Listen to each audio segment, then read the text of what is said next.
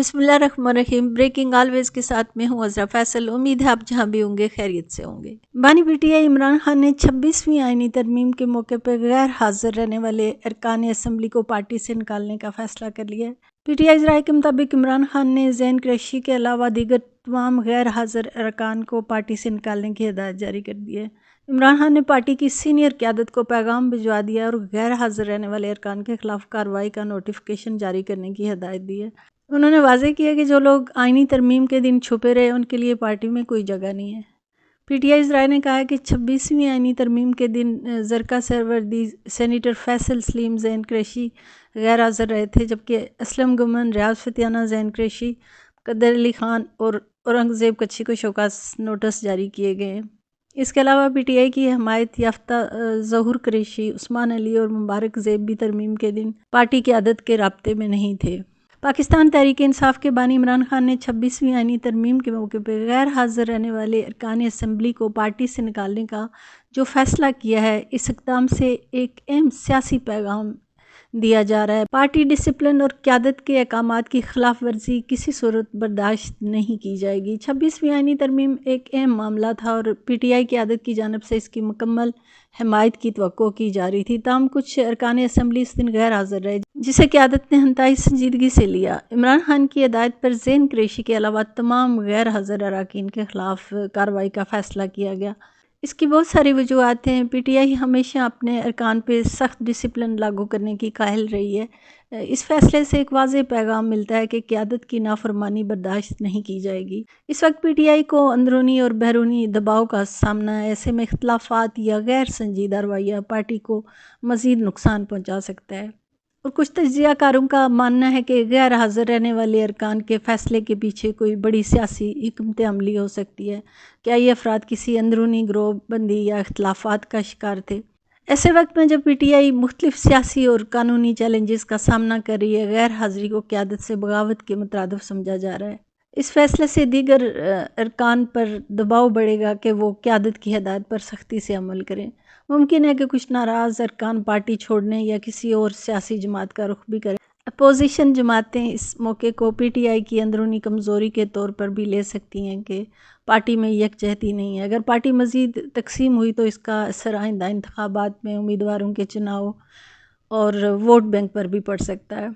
یہ فیصلہ بظاہر پارٹی ڈسپلن کے نفاذ کے لیے کیا گیا، لیکن اس کے دور رس نتائج نکل سکتے ہیں۔ اگر پی ٹی آئی نے ناراض ارکان کو سنبھالنے کی کوشش نہ کی تو یہ مزید تقسیم کا باعث بن سکتا ہے۔ دوسری طرف اگر اس اقدام سے پارٹی کے دیگر ارکان مزید متحد ہو جاتے ہیں تو پی ٹی آئی کے لیے یہ ایک مثبت حکمت عملی ہو سکتی ہے۔ تاہم اس کے باوجود سوال اپنی جگہ برقرار ہے کہ کیا قیادت کا سخت رویہ پارٹی کو متحد رکھ سکے گا یا اندرونی اختلافات کو مزید ہوا دے گا؟ یہ آنے والے دنوں میں اہم موضوع بن سکتا ہے۔ اور رہنما P T I Faisal Chaudhry نے کہا ہے کہ بانی پی ٹی آئی کی ہدایت پر گرینڈ اپوزیشن الائنس بنانے کی تیاری کر رہے ہیں۔ عمران خان نے عید کے بعد احتجاجی تحریک کی تجویز دی ہے۔ انہوں نے کہا ہے کہ پی ٹی آئی گرینڈ اپوزیشن الائنس بنانے کی تیاری کر رہی ہے جس کے 3 نکات آئینی جمہوریت اور بنیادی انسانی حقوق کا تحفظ شامل ہیں۔ عمران خان نے آج عید الفطر کے بعد احتجاجی تحریک چلانے کی بھی تجویز دی ہے۔ عمران خان نے اسد قریشی کو ہدایت کی ہے کہ وہ Shahid Khaqan, G D A, Jamaat Islami اور دیگر سے رابطہ کریں۔ پی ٹی آئی محور اور مرکز عمران خان ہے۔ عمران خان سے 5 مہینوں سے سیاسی لوگوں کو نہیں ملنے دیا گیا۔ عمران خان سے ملاقات میں صرف شکایتیں نہیں ہوتی بلکہ ایشوز حل بھی ہوتے ہیں۔ موجودہ پارٹی قیادت مسائل کیوں حل نہیں کر رہی، یہ ان کے ترجمان ہی بتا سکتے ہیں۔ وکلاء سیاستدان نہیں ہو سکتے۔ ہر وکیل اعتزاز احسن کی طرح نہیں ہے کہ وکیل بھی ہو اور سیاستدان بھی اچھا ہو۔ پی ٹی آئی میں لوگ باتیں کرتے ہیں اور ان کی بات سنی بھی جاتی ہے، لیکن دوسری جماعتوں میں ایسا نہیں ہوتا۔ عمران خان نے گرینڈ اپوزیشن الائنس بنانے کی تیاریوں کا آغاز کر دیا ہے۔ اگر یہ اتحاد کامیاب ہوتا ہے تو ملکی سیاست میں ایک نیا توازن پیدا ہو سکتا ہے جو بنیادی انسانی حقوق اور آئین کے تحفظ کو یقینی بنانے میں مددگار ثابت ہو سکتا ہے۔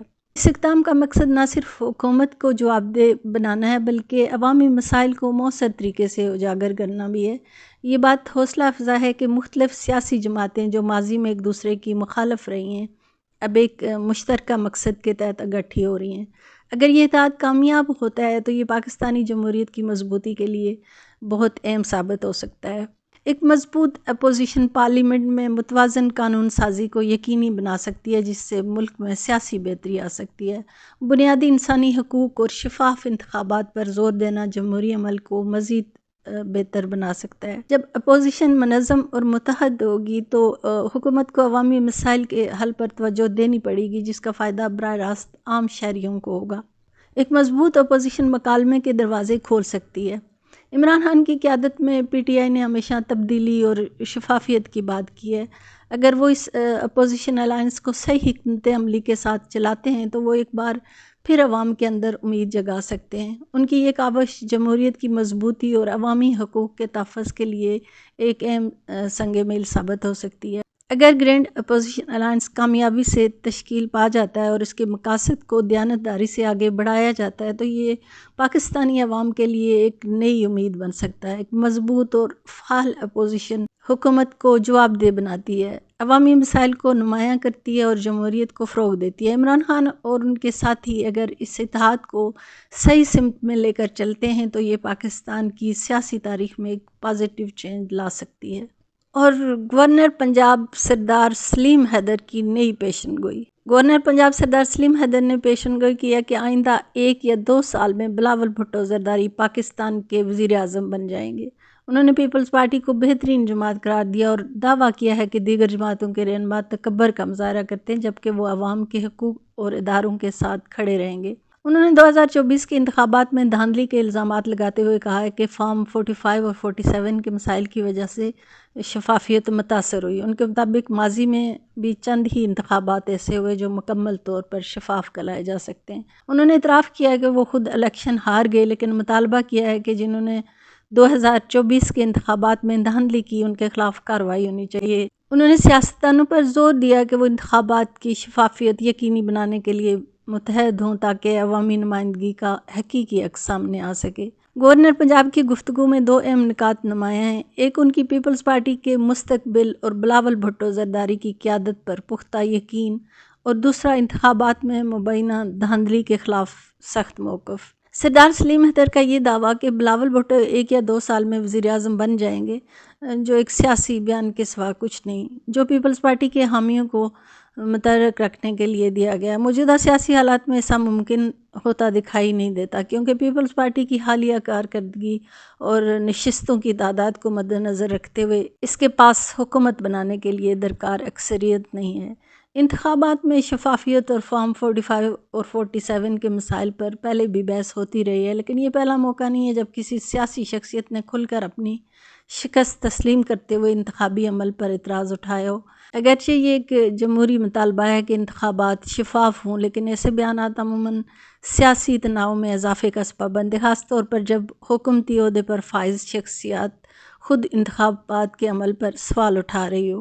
گورنر پنجاب کا فوج اور سیکورٹی فورسز کی حمایت کا اظہار ایک روایتی حکومتی بیان ہے جو عوامی مقبولیت حاصل کرنے کے لیے اکثر سیاستدان اپناتے ہیں۔ ان کا یہ کہنا ہے کہ وہ عوامی حقوق کے لیے بھی کھڑے ہیں، لیکن اس کا عملی اظہار مستقبل میں نظر آ سکتا ہے۔ یہ بیان بنیادی طور پر سیاسی ہے، جس میں پارٹی وفاداری، انتخابی عمل پر اعتراض اور عوامی مقبولیت حاصل کرنے کی کوشش ہے۔ اجازت چاہوں گی، ویڈیو پسند آئی ہو تو سبسکرائب ضرور کیجیے گا۔ جہاں رہیں خوش رہیں۔